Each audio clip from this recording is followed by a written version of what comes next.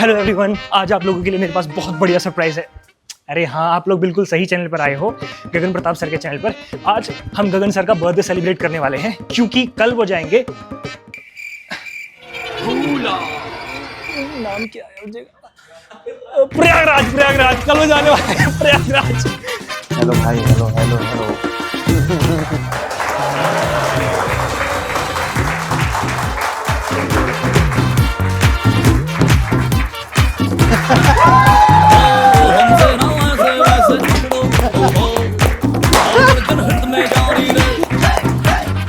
मैं 31 वर्ष का हो गया हूँ अब। और मैं भगवान से चाहता हूँ कि 131 वर्ष तक ऐसा ही रहूं मैं। क्या बात है सर, क्या बात है सर। वैसे तो सबको बूढ़ा होना है, पर मैं बूढ़ा नहीं होना चाहता।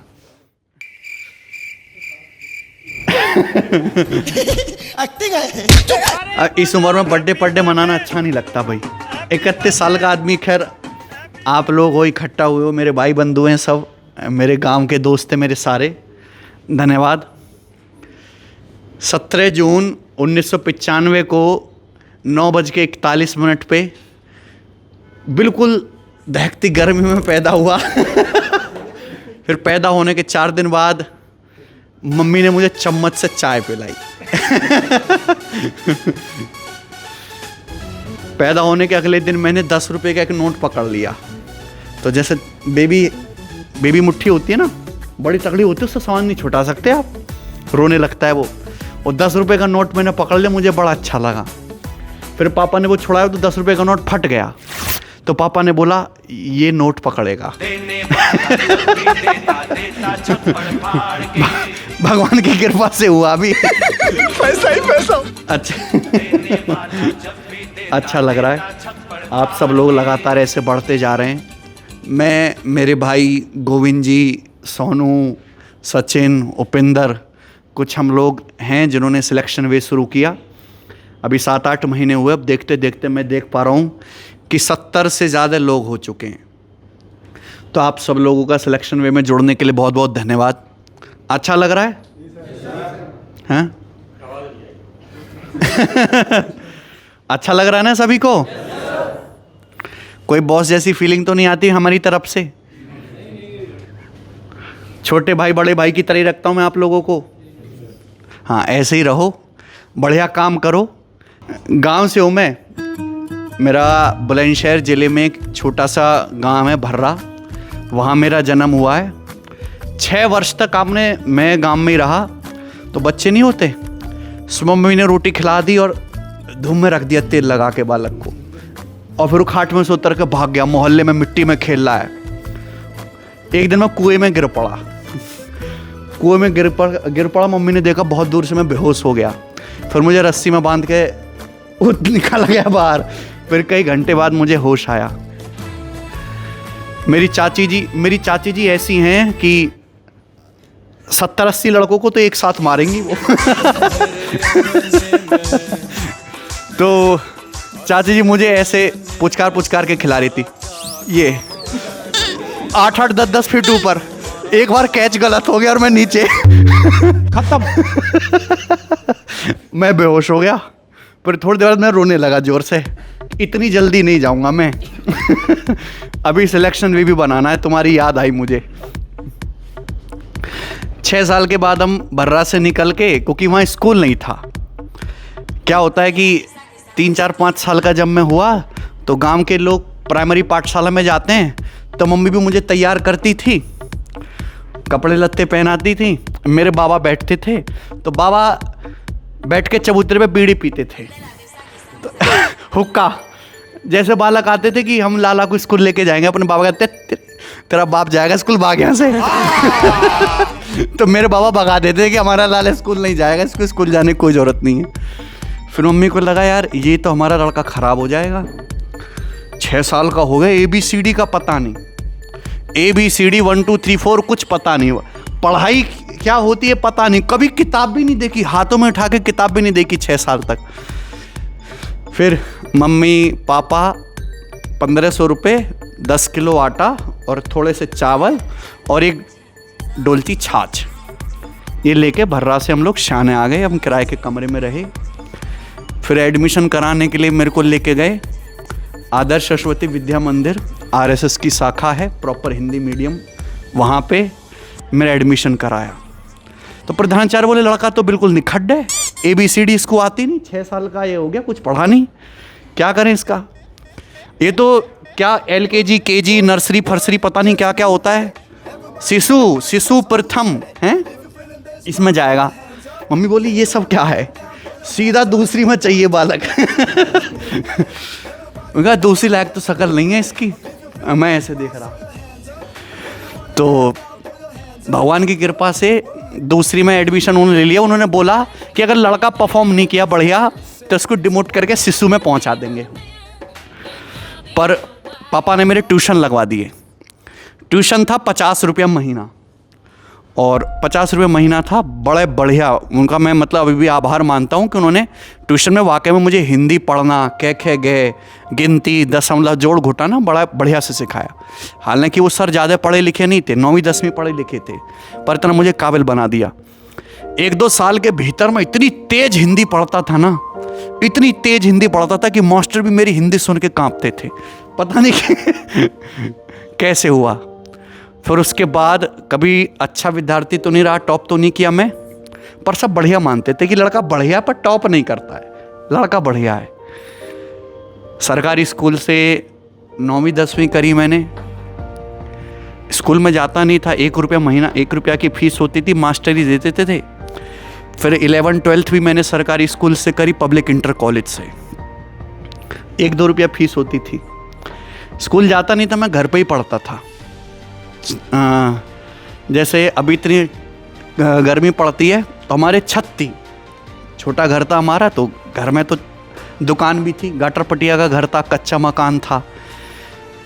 छत पे 40 डिग्री टेम्परेचर हो या 45 डिग्री टेम्परेचर हो, बारिश हो, धूप हो, बरसात हो, कुछ भी हो, मेरा है कि सुबह नहा धो के छत पे पहुँच गया और छत पे घूम घूम के पढ़ना, इधर से उधर, उधर से उधर। पूरा मोहल्ला मुझे देखता था कि ये आदमी पागल है, दिन भर सुबह से शाम तक ऐसे ही करता रहता किताब लेके। तो मुझे पूरे मोहल्ले ने पढ़ते हुए देखा है।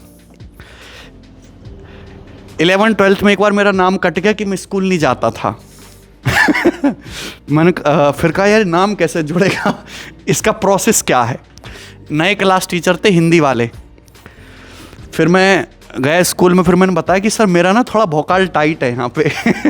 मैं स्कूल आता नहीं हूँ, मैं थोड़ा अलग क्वालिटी का बालक हूँ, मेरा नाम जोड़ दो। तो मेरा नाम जोड़ दिया। 300 रुपये महीने की फ़ीस होती थी उस समय, फिजिक्स की, केमिस्ट्री की, मैथ की 300 रुपये। आप लोगों ने कितने ट्यूशन की फ़ीस दी भाई, कितनी दी है तुमने? 1000 रुपये। देखा, अपने टाइम में 300 रुपया होती थी। पर टीचर बड़े दयालु थे, मेरे टैलेंट को उन्होंने पहचाना। उन्हें लगा कि एक दिन ये सिलेक्शन भी बनाएगा। उन्होंने कभी मेरे से ट्यूशन की फ़ीस नहीं ली, 1 महीना ली थी, फिर उस चक्कर में मेरे भाई से भी नहीं ली। हाँ, तो फ्री में ये मान को चलियो कि 10th और 12th में, 12वीं क्लास तक मैंने पढ़ाई में बहुत कम हमारा जो है पैसा खर्च हुआ। जितना भाई 2-3 महीने ट्यूशन की फीस दे चुका है, इतने में मैंने पूरा 12वीं कर लिया। एजुकेशन लोन लेके फिर मैंने बीटेक किया। हमारे यहाँ पे जो सोच है आज भी और अब 2026 में भी, पुराने टाइम पे भी, कांस्टेबल से ऊपर कोई सोचता नहीं है। बालक सुबह हुआ चने खाए और दौड़ा है कि फौज में जाऊँगा या कांस्टेबल बनूँगा। लेकिन हमारा अलग था कि हम बीटेक करेंगे। बीटेक में 1,08,000 रुपये फ़ीस होती है वहाँ पे, 1 लाख के आसपास। तो पहले साल समझ नहीं थी, एडमिशन जल्दी होना था, एजुकेशन लोन मिल नहीं सकता था ना जल्दी, तो एग्रीकल्चर लोन पे, ग्रीन कार्ड पे हमने लोन निकाला। मेरे बाबा जी ने मुझे लोन निकाल के दिया, वो कि उस टाइम ज़मीन उन्हीं के नाम पे थी। तो लोन मिला, उस पर बाबा ने निकलवा के दिया 1 लाख रुपए। उसके बाद रूम में रहने का खर्चा 20,000 रुपये का कमरा था 1 साल का। तो पिताजी ने कैसे कैसे करके 20,000 रुपये दिए। फिर बात आती है खाना बनाने की। मैंने सोचा कि पहले खाना खुद बनाएंगे। फिर 4 दिन में मैंने इतनी बढ़िया और रोटी सब्जी बनाई कि मैंने कहा साला इसको तो भैंस भी नहीं खाएगी, मैं कैसे। फिर मैंने कहा रोटी बनाने का प्लान कैंसिल, अपन लोग चावल बनाएंगे। फिर मैं चावल बनाता था, मैंने चावल बनाया भाई, उसमें 2 घंटे तक सीटी नहीं आई चावल में। मैंने कहा चावल भी नहीं बनेगा हमसे, फिर हमने प्लान कैंसिल कर दिया। बेचारे मामा को मैं याद करना चाहूँगा। मामा खाना बनाता था हमारे वहाँ पे हॉस्टल में। मामा ऐसा आदमी है कि अगर आप उसको देख लो तो खाना खाने का मन ख़त्म हो जाए आपका। लेकिन वो खाना बनाता था। बेचारे मामा के 4 बालक थे लाइन से, 10 साल, 8 साल, 6 साल, 4 साल, वन इन द प्रोसेस। तो उनका क्या था कि पराठे बनाते थे, मामा ने पराठा बेला, ऐसे फेंका, दूसरे बालक ने पकड़ा, आलू लगाया, उसने ऐसे फेंका, फिर तीसरे चौथे के पास जाकर वो सीधा तवे पे। 15 रुपये का एक पराठा था और अचार, बढ़िया रहा। मामा खाना बनाते बनाते यहीं बगल में भी हाथ दे रहा है। पर जो भी था पेट भर देता था बेचारा। मंडी से जाता था तो जो सबसे सड़े हुए आलू होते थे, जिन्हें फेंक के जाते थे, वो आलू वो लेके आता था, उसके पराठे बनाता था माल। पर जो भी था 4 साल मज़े तो आए। सेकंड ईयर में फिर कि ये ग्रीन कार्ड है, अब एजुकेशन लोन ले लेते हैं। तो सेकंड ईयर में एजुकेशन लोन लिया हमने 3,20,000 का। 4 से 5 हज़ार रुपये महीने का खर्चा होता था। पिताजी भेजते थे, एक छोटी सी दुकान थी पिताजी की, आज भी है। मेरा भाई भी था तो यही भेजता था।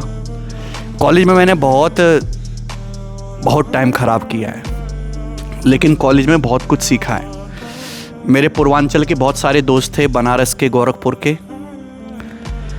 इन्हीं के बीच में, इन्हीं के ग्रुप में रहता था। पैसे 15-20 दिन चलते थे, लास्ट के 10 दिन बिल्कुल गरीब। तो लास्ट के 10 दिन खाना खिलाने की जिम्मेदारी उन दोस्तों की होती थी। ऐसे करके 4 साल कट गए। 4th ईयर में ही पता चला कि भाई अपन तो टेक्निकल आदमी है नहीं, इधर कुछ होगा नहीं। हालांकि 2-3 इंटरव्यू भी क्लियर हुए। पर 4th ईयर में SSC के बारे में पता चला तो मैं कोचिंग में गया, तो वहाँ कुछ टीचर्स मिले। मैंने पूछा कितना रुपया घंटा कर लेते हो, कि 2-2.5 हज़ार रुपये घंटे हम कमा लेते हैं। मैंने कहा ये काम बढ़िया है, आज से ही काम करना है।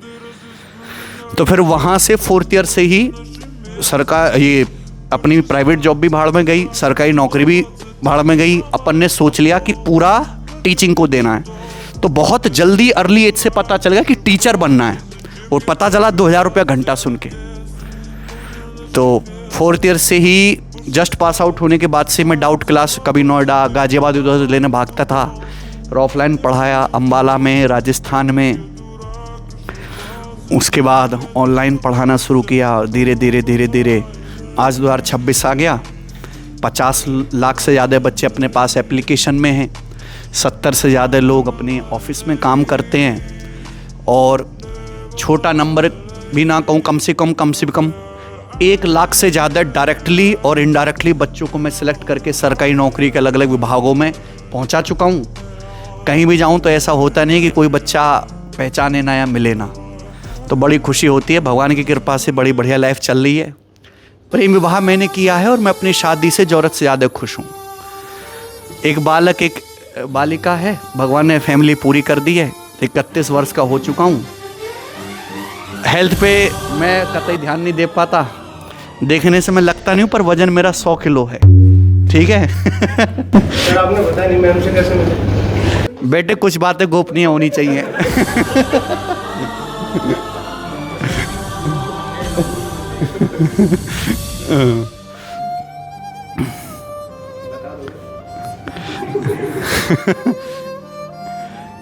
वो बड़ी बढ़िया कहानी है, बाद में बताऊंगा। उसके पैसे लगेंगे सुनने के। सूरज हुआ मत्थम, चांद जलने लगा। यही है बस। आज 31 साल के हो गए। ऐसे ही करते करते सिलेक्शन वे को मैं बड़ा बन। अब ज़िंदगी का एक ही मकसद है कि पढ़ाएं, काम करें, बच्चे सिलेक्ट हों, उनकी मिठाई खाएं, उनकी नौकरी लगे और खुश रहें। सिलेक्शन वे में काम करें मेहनत से।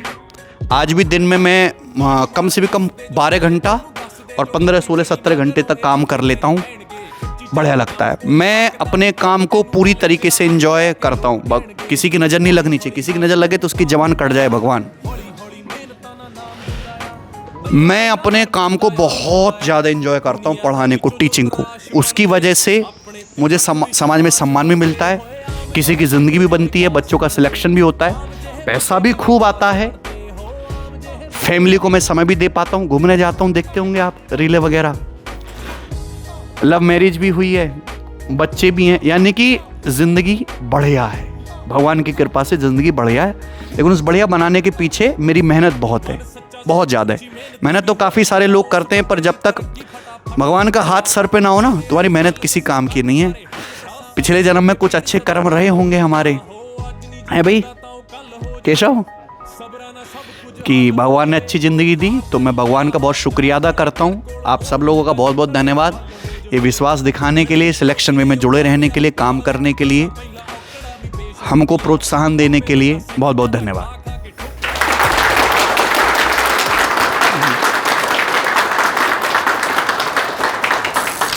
और आज हम 31 वर्ष के हो चुके हैं। ये हमारी टीम ने पोस्टर बनाया है, हैप्पी बर्थडे गगन सर। तो प्यारे भाई, सिलेक्शन वे पर हम एसएससी की, रेलवे की तैयारी कराते हैं, और मैं कह सकता हूँ हमारे पास एसएससी की बेस्ट टीम है कि नहीं? हम भी बेस्ट ही हैं, सब कहते हैं। अमन सर हैं, बलराम सर हैं, वरुण सर हैं, शुभम सर हैं। तो प्यारे भाई, आज हमारे जन्मदिन के शुभ अवसर पर, मेरे लिए तो शुभ ही है भाई, मैं पैदा हुआ हूँ, तो एप्लीकेशन पे जितने भी बैच हैं, जैसे सिलेक्शन बैच 9.0 जो एसएससी के लिए स्पेशल है, लाइव बैच, हमारा मैथ स्पेशल 9.0 सेपरेट बैच है, इन सभी बैचेस पे ऑफर रहेगा। जो बच्चे कल रेलवे की तैयारी करना चाहते हैं उनके लिए रेलवे फाउंडेशन बैच है, एसएससी और रेलवे सेपरेट, हम मिक्स नहीं करते मेरे भाई, ठीक है। जो बच्चे ऐसे कि सर हमें तो लाइव नहीं पढ़ना, हमें तो रिकॉर्डेड क्लास दीजिए, हम तो 2-3 महीने में जल्दी से, एक दिन में एक ही क्लास देख के जल्दी सिलेबस खत्म करना चाहते हैं, उनके लिए सिलेक्शन बैच की रिकॉर्डेड क्लासेस अवेलेबल हैं VOD 3.0। तो आज के दिन ये अब तक का सबसे बड़ा ऑफर है जो सिलेक्शन वे एप्लीकेशन पर आया अब तक का, ठीक है भाई। अगर आप कूपन कोड लगाते हैं, जिस भी बैच को आप पढ़ना चाहते हैं, जिसमें भी इंटरेस्टेड हैं, कूपन कोड भाई हमारा नाम लिखेंगे, गगन सर 31 माने कि जैसे आप एक कूपन कोड लगाएंगे, उस बैच की जो भी फीस है, करंट फीस, उसमें आपको 31% का इंस्टेंट डिस्काउंट मिलेगा, इंस्टेंट। जैसे कि आप मान लीजिए सिलेक्शन बैच की फीस है लगभग आपकी यहाँ पे 1600 रुपये, तो 1600 का 31% यानी कि अप्रॉक्स 500 रुपये की आपको उसमें इंस्टेंट छूट मिल जाएगी बच्चों। यानी कि एसएससी का बेस्ट क्वालिटी कंटेंट आपको उतने रुपए में आज मिल पाएगा जितने में 1 महीने की लाइब्रेरी की फीस आप ज़्यादा पे कर देते हो उससे, ठीक है ना, मात्र 1100 रुपये में। तो ये हमारा सबसे पॉपुलर चीज़ है, हम इसमें सबसे ज़्यादा मेहनत करते हैं। Selection batch 9.0, SSC, railway, CDS, state exam, अगर कोई बच्चा इसको कंप्लीट कर लिया, कुछ भी अलग से तैयारी करने की ज़रूरत नहीं है, प्रीमियम माल है जिसकी तुलना ही नहीं की जा सकती मेरे प्यारे भाई, ठीक है ना। ये ऐसी रबड़ी है कि कमज़ोर आदमी भी खा के जो है कूदने लगेगा, समझे ना मेरे भाई। तो सिलेक्शन बैच 9.0, जब बच्चे केवल मैथ्स पढ़ना चाहते हैं, मैथ स्पेशल 9.0, चाहे रेलवे का हमारा फाउंडेशन बैच है, चाहे रिकॉर्डेड क्लास है, सभी पर आपको ये, अगर आप कूपन कोड इस्तेमाल करेंगे गगन सर 31, ठीक है, तो आपको उस बैच की जो भी फीस है 31% का इंस्टेंट डिस्काउंट मिलेगा। बस मैं यही आपके लिए कर सकता हूँ, और बहुत बहुत धन्यवाद मेरे भाई इतनी सारी वेल विशेस के लिए, आपके प्रेम के लिए। नमः पार्वते पते हर हर महादेव।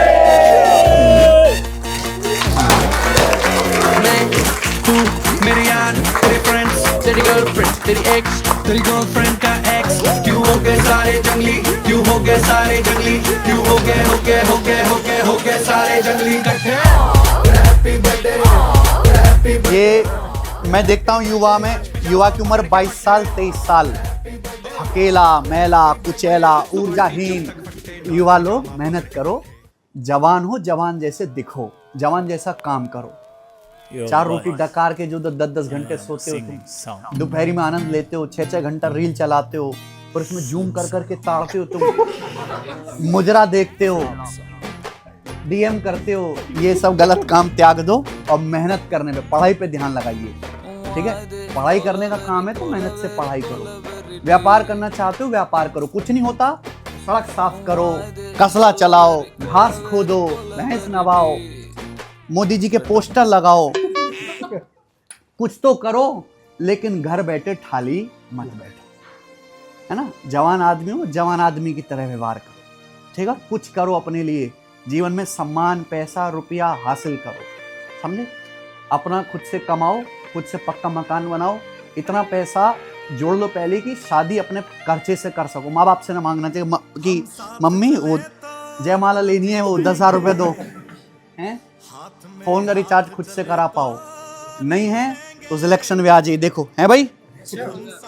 ये भी नहीं तो नोएडा आइए, ट्यूशन पढ़ाइए, लेकिन काम करिए, मेहनत करिए, ठीक है। बिना मेहनत के कुछ नहीं होने वाला बेटे। जब मैं अपनी तुम्हारी उम्र में था, वैसे ज़्यादा है नहीं मेरी, है ना, हाँ ज़्यादा अंतर नहीं है, पर एक टाइम में मैं था तुम्हारी उम्र में, तो मैं बहुत अखंड लेवल की मेहनत करता था, ठीक है बच्चों। अब भी करते हैं, सचिन रोज देखते हैं। तो वैसी मेहनत करो और अच्छा भविष्य बनाओ। हमारी शुभकामनाएं आपके साथ हैं। हम आपका भविष्य संवारने के लिए मेहनत कर रहे हैं, बस मीठा मीठा बोलते नहीं, कड़वा बेबाक सटीक बोल देते हैं, ठीक है। लेकिन आपसे प्रेम करते हैं, आपका उद्धार चाहते हैं, ठीक है जी। स्त्री के चक्कर में ना पड़ें। जवान आदमी हो तो गहरी नींद, नशा और नारी से कोसों दूरी बनाए रखें, है कि नहीं उपेंद्र? स्त्रियों के लिए भी तो बोलो, हैं? स्त्री के लिए भी तो बोलो। ये बड़ा है स्त्रियों का लड़की इस पर हो गया। हाँ अभी का सब केशव कह रहा है सर स्त्रियों के बारे में कुछ बोलो, लड़कियों के बारे में। देखो मैं महिला समाज का वैसे प्रशंसक हूँ, पर ज्यादा हितैषी मैं लड़का समाज का हूँ। लड़कों के साथ अन्याय हुआ है हो भी रहा है। हो भी रहा है, लेकिन लड़कियों आप भी लड़कियों को ज्यादा प्रवचन देने की जरूरत नहीं है, वो अपनी स्थिति बेहतर जानती हैं, समझती हैं, और लड़कों से कई मामले में बेहतर कर भी रही हैं। लड़के ना 10वीं में टॉप करते हैं, ना यूपीएससी में टॉप करते, ना उनको रोटी बनानी आती हैं। बेटा गणित हटा दो, फिर देखो तुम्हारा हाल हैं। ये देखो एसएससी में भाई लड़के पीछे हो रही हो भाई। हाँ पकड़ ढीली हो रही है एसएससी में, रेलवे में भी। तो ऐसा मत करो, एसएससी रेलवे में लड़कियों मेहनत करो, आपकी मेहनत लड़कों को बीट नहीं कर रही है, ठीक है भाई। और जिसकी जोड़ियां बनी हुई हैं उनकी जोड़ियां भगवान बनी रहे लेकिन बेटे जोड़ी तभी बनी रहती है जब जेब में वजन आता है। जेब में वजन तब आता है जब इंसान मेहनत करता है। मेहनत से तकदीर खुलती है। तकदीर के सहारे मतलब बैठे रहोगे, किस्मत के सहारे तो मसमसाते रह जाओगे, कुछ होगा नहीं जीवन में, ठीक है। मेहनत करने से सब कुछ हासिल किया जा सकता है, सम्मान भी, धन भी और मनचाही स्त्री, ठीक है, समझे। चलो धन्यवाद, खुश रहो। सभी भाइयों के लिए रसगुल्ले जलपान की सुविधा पीछे कैंटीन में है। जल्दी से जूम करो भैया क्या क्या क्या बोला, क्या बोला आपने? इसमें होगा ना